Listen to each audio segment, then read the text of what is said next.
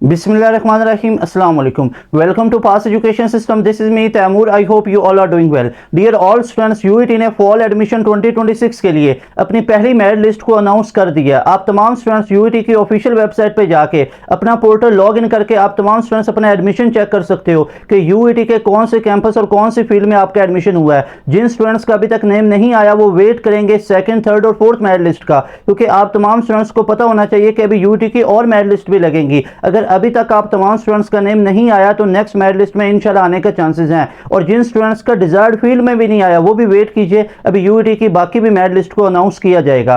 तो dear students, यहाँ पे इस वीडियो में हम बात कर लेंगे कि आपको डॉक्यूमेंट्स कौन से चाहिए, नेक्स्ट प्रोसीजर क्या होगा आप तमाम स्टूडेंट्स के एडमिशंस के लिए। मैनी कांग्रेचुलेशंस टू दोस्त जिनका एडमिशन हो चुका है UET के किसी भी फील्ड, किसी भी कैंपस के अंदर। और आप तमाम स्टूडेंट्स की जो एडमिशन प्रायोरिटी होती है वो आपकी प्रेफरेंस लिस्ट के मुताबिक होती है। जो आप तमाम स्टूडेंट्स ने प्रेफरेंसेज ऐड की होती हैं उसके मुताबिक आपको UET एडमिशंस ऑफर कर होता है, जो सबसे टॉप पे आप लोगों ने लिखी होती हैं। तो यहाँ पे हम बात कर लेते हैं कि UET के जो बाकी मेरिट लिस्ट हैं वो कब लगेंगी और UET के जो डॉक्यूमेंट्स हैं वो कौन कौन सी आप लोगों को चाहिए UET में एडमिशंस के लिए। ये नेक्स्ट क्या प्रोसीजर होगा आपके एडमिशन के लिए। अगर मैं नेक्स्ट मेरिट लिस्ट की बात कर लूँ तो यहाँ पे आप तमाम स्टूडेंट्स को इस चीज़ का पता होना चाहिए कि जो सेकेंड मेरिट लिस्ट आप तमाम स्टूडेंट्स के पास लगेगी ना, एक तो आज फर्स्ट लग चुकी है 24 जुलाई को, जो सेकेंड लगेगी ये आपकी 7 अगस्त को लगेगी। उसके बाद आपके पास जो थर्ड मेरिट लिस्ट लगेगी ये आपके पास 14 अगस्त है, इससे पहले भी लग सकती है। ठीक है, एक ही आपको रफ से डेट बता रहा हूं कि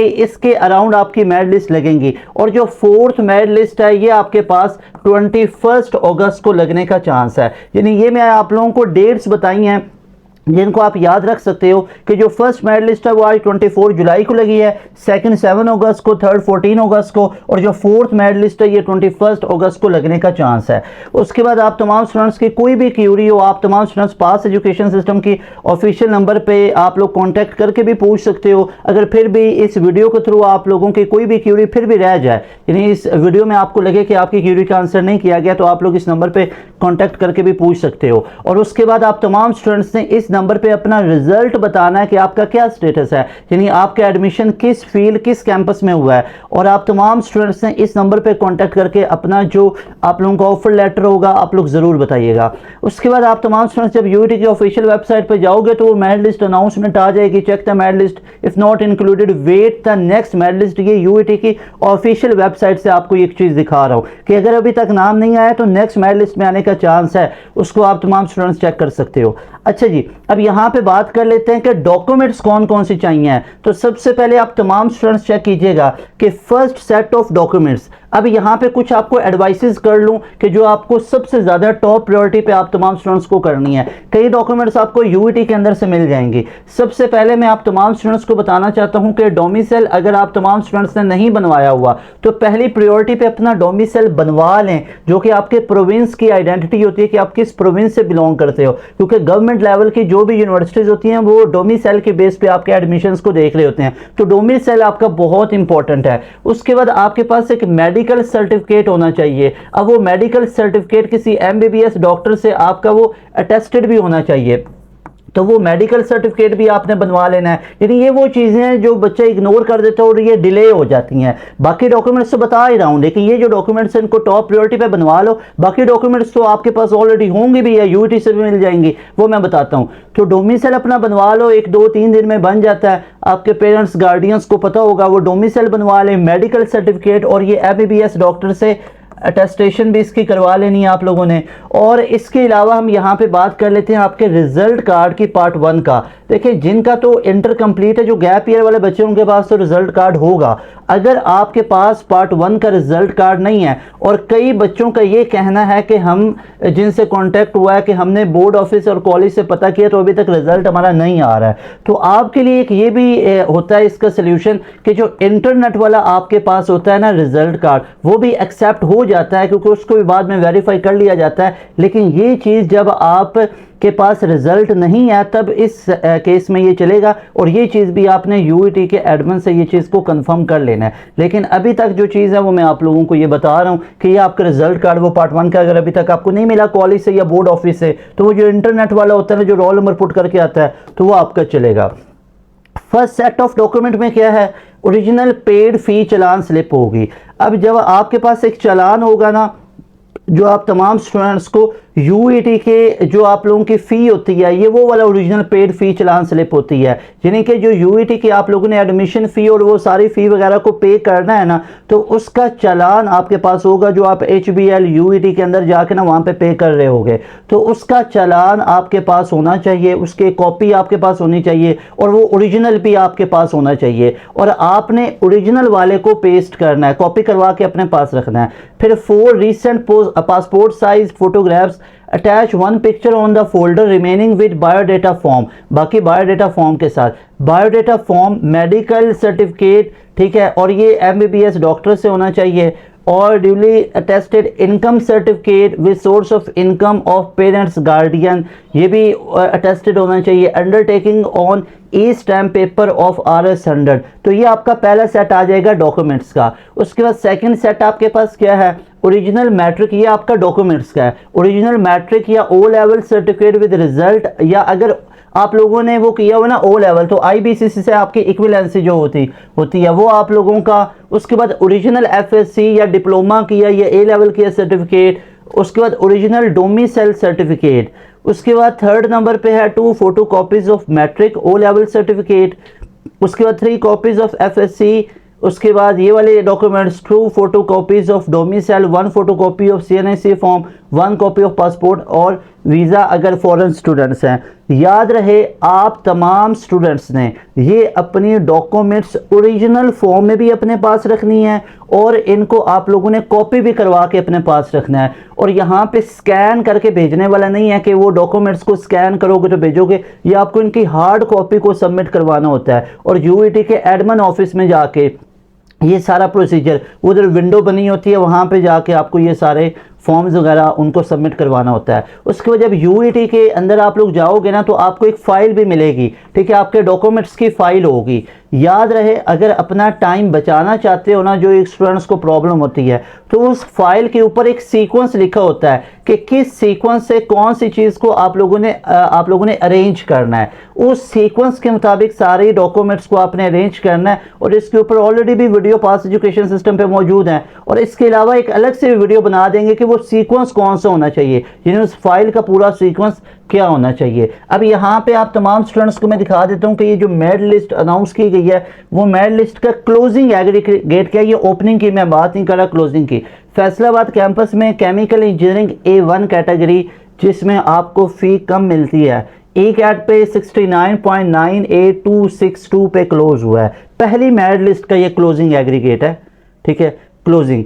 उसके बाद अभी सेकंड मेरिट लिस्ट यहाँ से आगे शुरू होगी और उसका क्लोजिंग बनेगा, थर्ड का बनेगा, फोर्थ का बनेगा, या फिफ्थ अगर यूईटी वो उसको अनाउंस करेगा। उसके बाद कंप्यूटर इंजीनियरिंग की बात करो तो ये 73 पे, और मेडिकल वालों के लिए कंप्यूटर इंजीनियरिंग जो है वो 83 पे। इसके अलावा फैसलाबाद कैंपस में कंप्यूटर इंजीनियरिंग मॉर्निंग में ये 71 पे, फिर यहाँ पे फैसलाबाद कैंपस में ये 81 पे है, और उसके अलावा आप लोग कंप्यूटर साइंस 87 पे चेक कर सकते हो। तो ये तमाम स्टूडेंट्स, मैं ये ज़रा साइड पे हो जाता हूँ, आप इसको स्क्रीन को पॉज करके चेक कर सकते हो, मैं 1 बाय 1 इसको नाम लेता जाऊँगा तो काफ़ी टाइम लग जाएगा। उसके बाद गुजरांवाला कैंपस में अगर आप मेरिट लिस्ट की बात करो तो यहाँ पे देखो आपके पास यहाँ पे मेरिट आपको हाई देखने को मिलेगा, कंपटीशन बहुत सख्त है, आपको ये चीज़ मैंने पहले ही बताई थी, और 1 to 2% का इजाफा ही होता है, तो यहाँ पे आप तमाम स्टूडेंट्स चेक कर सकते हो। फिर मेन कैंपस लाहौर की अगर बात करें तो यहाँ पे आर्किटेक्चर इंजीनियरिंग 81 पे क्लोज हुआ है A1 में, आर्किटेक्चर इंजीनियरिंग 80 पे A2 कैटेगरी के लिए। उसके अलावा जो NM कैटेगरी आती है उसमें 50 पे क्लोज हुआ है। फिर आर्किटेक्चर अलग है, आर्किटेक्चर इंजीनियरिंग अलग है, तो उसका आप लोग तमाम मेरिट को चेक कर सकते हो। आर्टिफिशियल इंटेलिजेंस जो है वो 84 पे पहुंची है, और मेडिकल वालों के लिए 89 पे पहुंची है, मेरिट हाई है पहले में, अभी आते आते आ जाएगा आपके 86, 87 पे, 85 पे, ठीक है। उसके बाद ऑटोमोटिव इंजीनियरिंग जो है वो 79 पे पहुंची हुई है। मेन कैंपस की ये सारी बात हो रही है, तो मेन कैंपस को ध्यान से एक दफ़ा देख लो। याद रहे कि ये जो बैचलर ऑफ बिजनेस एडमिनिस्ट्रेशन है ये नॉन ई-कैट प्रोग्राम में आता है, ठीक है, और ये आफ्टरनून और मॉर्निंग इनको भी आप लोगों ने चेक कर लेना है। तो ये हमारे पास मेरिट लिस्ट है, जो पहली मेरिट लिस्ट है जो यूईटी की तरफ से अनाउंस की गई है। फिर आप लोग चेक कर सकते हो बिजनेस एनालिटिक्स, जिसको काफ़ी स्टूडेंट्स प्रेफर कर रहे होते हैं, 84 पे है, और इसके अलावा बिजनेस एनालिटिक्स मेडिकल वालों के लिए 96 पे इसका एग्रीगेट है, और ये नॉन ई-कैट प्रोग्राम में आता है। इसके अलावा यहाँ पे बात कर लो बिजनेस डाटा एनालिटिक्स ई-कैट प्रोग्राम 79, और मेडिकल वालों का 87 पे पहुंचा हुआ है। इसके अलावा अगर main campus business data analytics की बात करूँ, एनएम कैटेगरी का 59 है, और अगर केमिकल इंजीनियरिंग की बात करो तो 81 पे पहुंची है, A2 के अंदर 80 पे पहुंची है। तो इतना कोई फ़र्क नहीं आया, आप लोग चेक कर सकते हो। और फ़ी में भी कोई इतना ज़्यादा जंप नहीं है कि आधी आधी फ़ी का कोई फ़र्क आ जाता है। तो ये आप लोग चेक कर सकते हो। A1 कैटेगरी नहीं मिल रही तो A2 को चूज़ कर लो। और उसके अलावा ये CRP केमिस्ट्री, केमिकल इंजीनियरिंग और ये सिविल इंजीनियरिंग चेक कर लो, 82 पर पहुंची हुई है। तो ये सारे के सारे आप लोग मेरिट लिस्ट को चेक कर सकते हो। यहाँ पे कंप्यूटर इंजीनियरिंग मेन कैंपस में 67 पे पहुंची हुई है। कंप्यूटर साइंस जो है वो 87 पे पहुंची हुई है, 87.46732। इसके अलावा जो अगर हम बात करें कंप्यूटर साइंस A1 मेडिकल वालों की 91 पे पहुंची हुई है। तो इसके अलावा आपके पास ये सारी की सारी आ जाती हैं। साइबर सिक्योरिटी जो है 86 पे पहुंची हुई है, मेडिकल वालों की 90 पे पहुंची हुई है।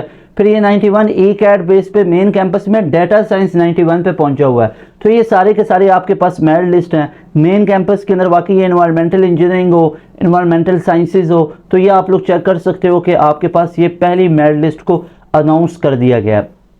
उसके अलावा इस्लामिक स्टडीज़ वगैरह हो गया। इसके अलावा logistics and supply chain management non E-CAT 81 पे है। A1 medical logistics and supply chain management 91 पे पहुंचा हुआ है। मटेरियल साइंस है, मैथमेटिक्स है। मैकेनिकल इंजीनियरिंग की बात करो A1 में 83 पे पहुंची हुई है, और ये 82 पे पहुंची हुई है, ये 83 पे पहुंची हुई है। कैटेगरी है A2 में, मतलब 1% का डिफरेंस आपको देखने को मिला। तो ये सारी की सारी मेरिट लिस्ट को आप लोग चेक कर सकते हो जो UET ने आज अनाउंस की है। अभी तकरीबन रात के 8:30-9 के करीब ये अनाउंस की है। तो ये आप लोग चेक कर सकते हो 24 जुलाई 2026 को नारोवाल कैंपस के आप लोग चेक कर सकते हो क्या क्या यहाँ पे आपको देखने को मिल रहा है। इसके अलावा यहाँ पे KSK कैंपस है, ठीक है। अब इसको न्यू कैंपस बोला जाता है। न्यू कैंपस के अंदर 80, और यहाँ पे सॉफ्टवेयर इंजीनियरिंग देखते हैं वो कहाँ पे पहुंची हुई है। बायोमेडिकल इंजीनियरिंग भी आपको KSK में देखने को मिलती है, 75 पे है। और यहाँ पे आप तमाम स्टूडेंट्स चेक कर लो कि आपके पास कंप्यूटर साइंस कहाँ पे न्यू कैंपस में पहुंची हुई है, 87 पे पहुंची हुई है। और इसके अलावा आप तमाम स्टूडेंट्स यहाँ पे देखते जाओ, इलेक्ट्रिकल इंजीनियरिंग है, मैकेनिकल इंजीनियरिंग है, सॉफ्टवेयर इंजीनियरिंग की बात करो तो ये आ गई है 81 पे पहुंची है। मेडिकल वालों की 89 पे पहुंची हुई है। तो ये आपके पास सारी की सारी मेरिट लिस्ट है। अगेन बताऊंगा कि जिन बच्चों का स्टूडेंट्स का पहली मेरिट लिस्ट में नाम नहीं आया वो दूसरी, तीसरी, चौथी का वेट करें। सबसे पहले मेन कैंपस को प्रायोरिटी पर रख लो। मेन कैंपस की A1 कोई डिग्री मिल जाए तो बेहतरीन है। अगर मेन में नहीं मिल रही A1 में तो A2 को आप चूज़ कर लो। उसके बाद सब कैंपस की तरफ मूव कर लो, यानी पहले मेन कैंपस को प्रायोरिटी पर रख लो। उसकी A1 या A2 को इतना फ़ी का डिफरेंस नहीं है। उसके बाद आप लोग सब कैंपस की तरफ मूव कर सकते हो। Very best wishes. अपना जो स्कोर है वो ऊपर इस नंबर पर शेयर कीजिएगा जो आपका ये एग्रीगेट जो बना और जो आपकी सिलेक्शन हुई है, ताकि आपको सक्सेस स्टोरीज में भी ऐड करेंगे। Very best wishes and many many congratulations to all of you. और जो बच्चे 2027 में E-CAT की तैयारी करना चाहते हैं राउंड 1 राउंड 2, अपने सिबलिंग्स अपने जूनियर्स को ये मशवरा देना है कि अभी से तैयारी शुरू करो। पास एजुकेशन सिस्टम के पास जो न्यू हमारा बैच 14 अगस्त 2026 से शुरू हो रहा है। अभी जुलाई के बाद अगस्त का महीना ना, अगस्त के 14 तारीख से हमारा न्यू बैच शुरू हो रहा है। इस नंबर पर रब्ता करके 2027 के बैच के अंदर आ सकते हो। 1 टाइम 7,000 देना है और पूरे साल की ये फीस होती है जिसमें आपको सारी की सारी जो टॉप 9 यूनिवर्सिटीज़ हैं उनकी तैयारी करवाई जाती है। Very best wishes. अस्सलाम वालेकुम। अल्लाह हाफिज़। पाकिस्तान जिंदाबाद।